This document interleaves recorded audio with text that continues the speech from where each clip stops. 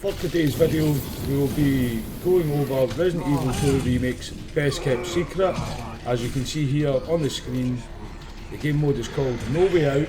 It is when you're trapped in the starting garage or garage as the sheriff who ends up getting bit at the very start of the game.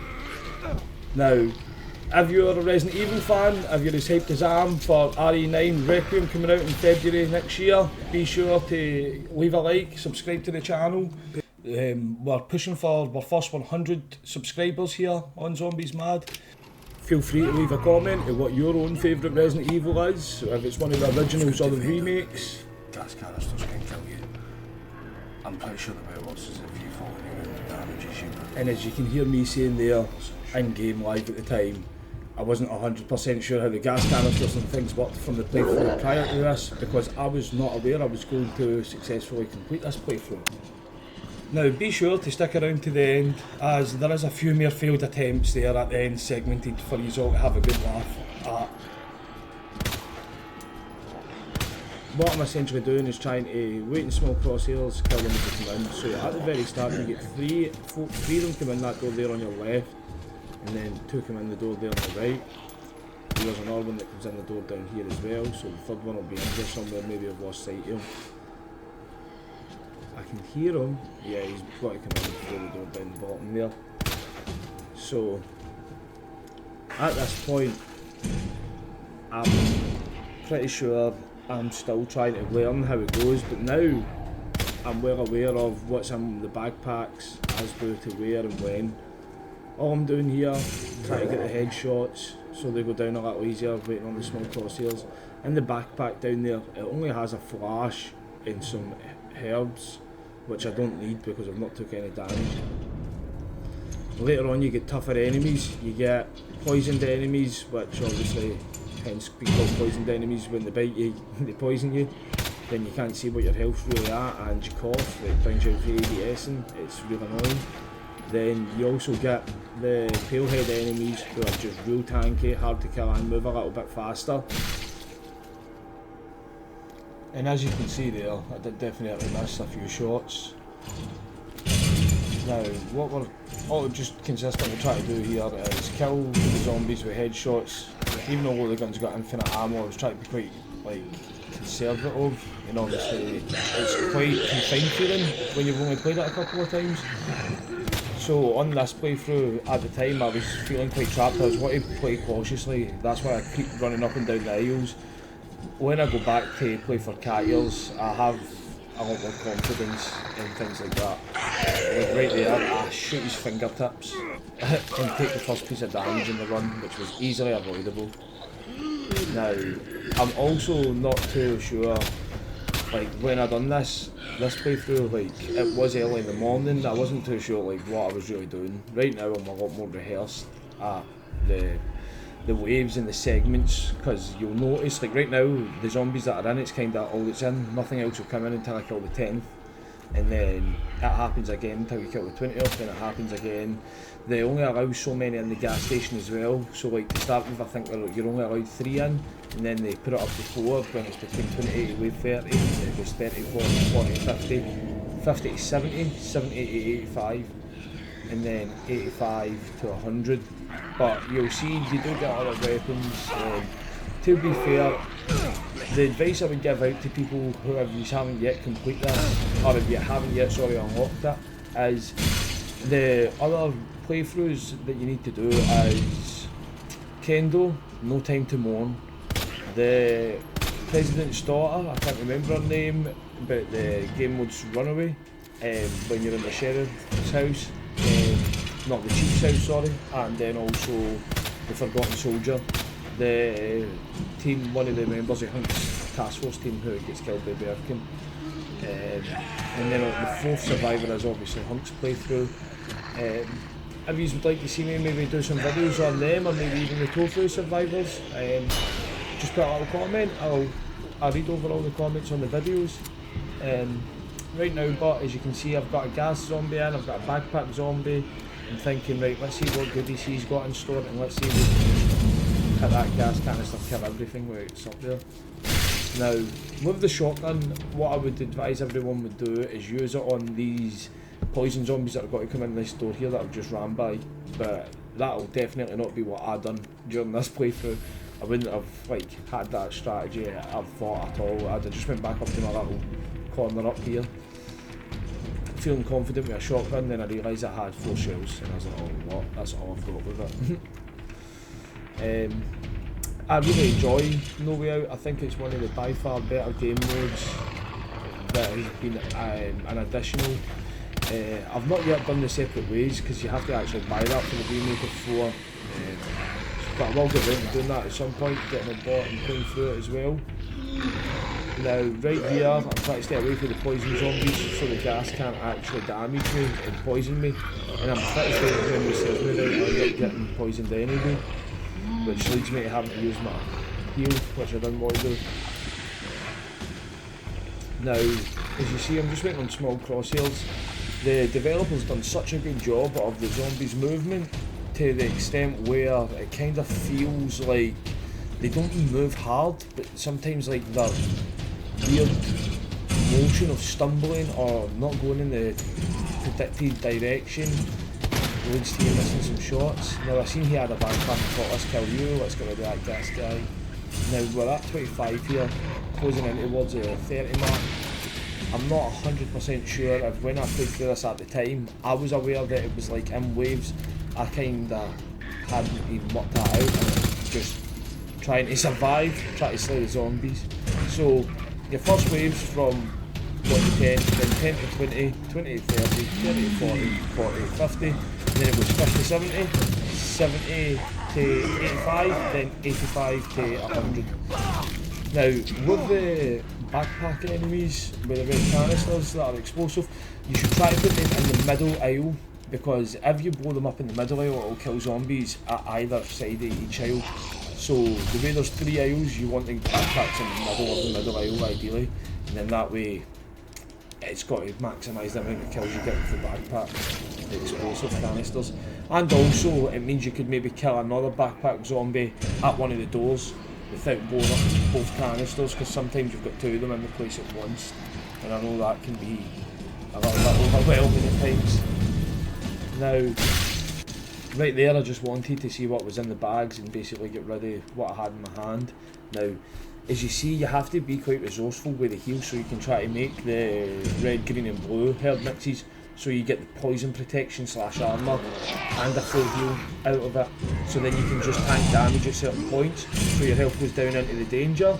You've got loads of zombies round about you, you can maybe shoot the floor with an anti-tank rifle because you get that later. Or you could just shoot one of those canister zombies, tank the damage and maximise the kills, due to knowing that you've then got to use your heal. Hail heads, they are so fast and frustrating. I would advise using the shot charge on pale heads, get them out of the place instantly, and then just try to maybe loop around.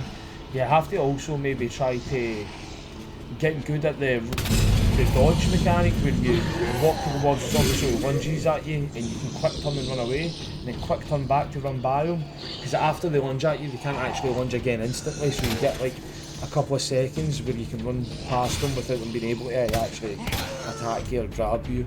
So if you didn't know that, you won't see me doing it much in this playthrough, unfortunately, because like I say, at the time I was just coming over towards playing Resident Evil games and I wasn't too sure of like the in-game workings. But if I do put up a video of cat ears, or if people would like to see tips and tricks on how to maybe get cat ears, because you have to only use 60 bullets from the infinite pistol, I could maybe do another video and go into a bit more detail on what to try and use, when to try and use it, what resources to try to save up for, and maybe make it a little more in depth for when you'll get your red herbs, what bags you'll have, what weapons, when I'd advise using things, because you do get 2 flamethrowers and they are not that great, but you get 2 shock charges and they're rather good, and as you see there I just wasted a shock charge to kill the backpack zombie. But at the time in the game I'm like, oh yes, I've got a flamethrower. But the flamethrower, if you want to use a flamethrower, I'd advise shooting the floor that the zombie's at, and like maybe still keeping distance, because they'll lunge at you even on fire. and it makes it hard to notice other zombies. You should maybe turn your brightness up for being in No Way Out, so you can see, because it is extremely dark in a lot of the areas in this game. But if you turn your brightness up, the game still looks very good. The RE engine is a great engine. It's not like turning the brightness up ruins the visual quality of the game. It actually helps you see where enemies are that you wouldn't have seen otherwise. When I played through RE3 Remake, I think they share the same engine, and I couldn't see Charlie dolls because like the area they were in was just so dark, and then on my second playthrough I put the brightness up and I was like, oh, that's so much better. So as you can see right here, I'm trying to use the flamethrower and it failed at killing him. He did eventually die and then came off me, but I'm sure the damage already affected me, and now the flamethrower's out of gas and I was wondering what was going on there. I discarded it to free up some space, and I had to use a shot charge because I'm scared because the flamethrower was not doing its job. Now I did have the last bit of poison protection there. I just seen that go as soon as he died. The dudes who are fully armoured, just shot charge them if you've got armour on their heads, helmets. Like, there's no point in trying to kill them with pistol shots to the leg or like pistol shots to the body. That's my advice. Shot charge them, or shotgun them, maybe even flamethrower them. But right here, I've got a zombie somewhere that may be the last one that's due to come in, and then the next wave will start. But I think there's a certain point in this run where I can't find the last zombie, and I'm so confused. Like, I thought the game was going to crash, and I foolishly go use a heal. Like, I think I was on orange health, I could have maybe took another hit, and I use a heal, and then I just sit there and watch the armour protection go away. Then right there you've got to get a pale head in the front door, pale head in the side door, then a pale head in the back door, or not a pale head in the front door. You want to keep a shot charge for this point. Now right there, tank of damage, but I've been looking at my backpack. I see that gas canister and I didn't mean to have hurt down. So now I'm scared because I know I need to heal, but I want to shoot it back as well. So I just get the double bit. And that was a big risk, that could have killed me. Be weary, as you heard me say at the very start. The red canisters can kill you.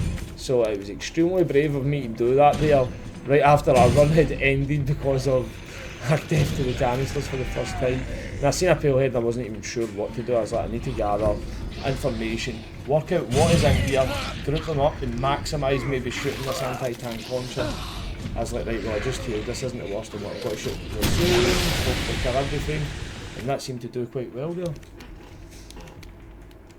Now I start thinking, what do I do? I'm like, I'll combine this, I'll leave that there for later. Gotta get rid of this pistol to pick up that shotgun is what I'm thinking. And I was like, yep, that is exactly what I'll go do then. I'll get rid of the pistol so I can take the shotgun. Now at this point, I'm closing in on 70 zombies and I'm not aware that like I could have managed this. I could have let like all of them get in and like dealt with this a lot better. I noticed he had a backpack and I thought this isn't the worst. I was like, just shoot that canister till I think it's there. Now they survived. That is something that I really wasn't expecting. I'm like, what do I do? I'm like, I could maybe pick that up. I'm like, nah, I've got this shotgun to run through. That killed her there, which was rather lucky. That did not kill him, and this is the zombie that goes missing, so I now understand when I was saying I think I was trying to a zombie and I have no idea where he is. Watch this. So I'm sitting here and I'm confused, right? Well, I'm not confused. I let out a deep sigh because it's been intense. I know what this feels like when you're trying to complete it. Like, I went and ran through all the DLC in the one day to then unlock this, and I was like, what's this? 5-star difficulty? Let's get in here and see what it's all about. And spent the rest of the day live streaming it. When I got off stream, settled down with the family, got through the rest of the night, went up to bed, watched some TV and things like that, and I thought, I want to go play that again. I don't think I'm done with that quite yet. Came down, done what has happened here? And did you hear me saying, it's just wasting all my protection time with the bow stuff. I'm trying to explain like to like the people who are watching like what I feel like's going on. I'm like, it's just wasting my time at the time. But now looking back at the footage, I see a headshot of a zombie and he's down there and I just can't see him anywhere. But I only know that he's down there because like I did say earlier on he's going to go missing at some point, and you see me like questioning it. And you see what I mean, that green bar depleting, is your armour protection, poison protection armour, and it is like an armour because it allows you to tank more hits and take more damage before your health will go from fine to caution, caution to danger.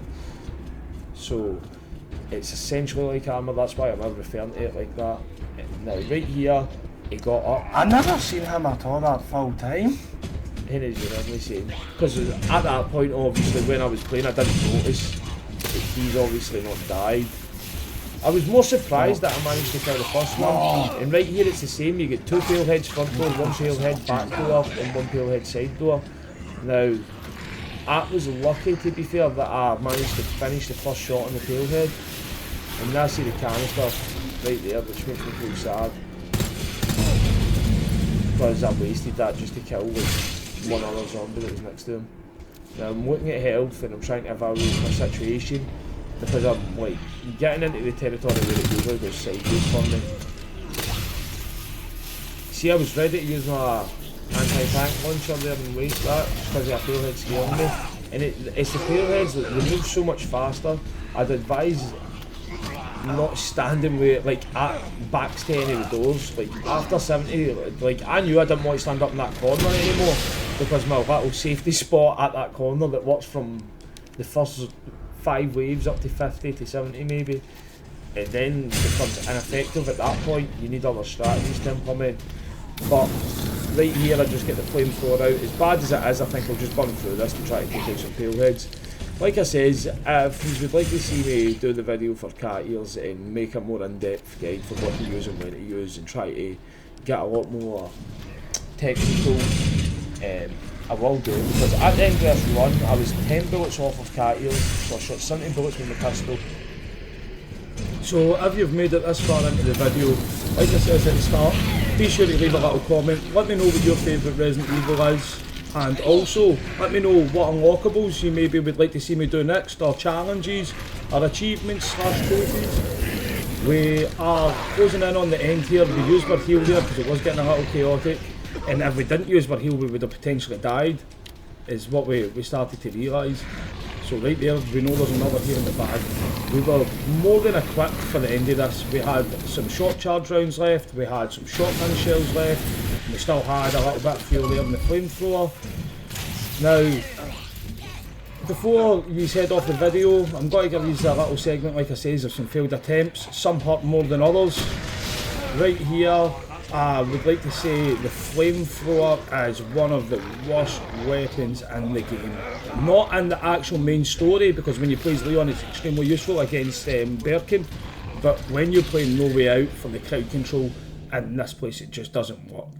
Now, as you see there, I went through some amount of pain trying to get this done for the first time, and I'm currently still going through that pain trying to get cat ears unlocked. Cat ears could be next week's video though for the channel. We do upload weekly here on Zombies Mad, mostly Resident Evil content. We're currently working our way through RE6 with a friend on a co-op playthrough. We have 0 100%ed, RE2 remake, RE3 remake, RE4 remake, all 100%ed, RE4 OG and RE5. We're playing through 1, obviously that's solo, and we're playing through 6 with a friend co-op. So hopefully come the end of September 2025, we'll have 1 and 6 added to the 100%ed list. I will be putting out videos over the course of the next month for the titles that I've already 100%ed. If you would like to unlock No Way Out, you do have to complete the 3 DLC modes, Kendo, Runaway and Forgotten Soldier, and then you will get access to No Way Out. Hence why I would say it is Resident Evil 2's best kept secret. As always, thanks a lot for watching. If you'd like to leave a comment with your favourite Resident Evil or challenges you'd like to see, you might get featured on a video if I choose to do those challenges. And for the meantime, peace. I bet you're glad we're Zombies Mad.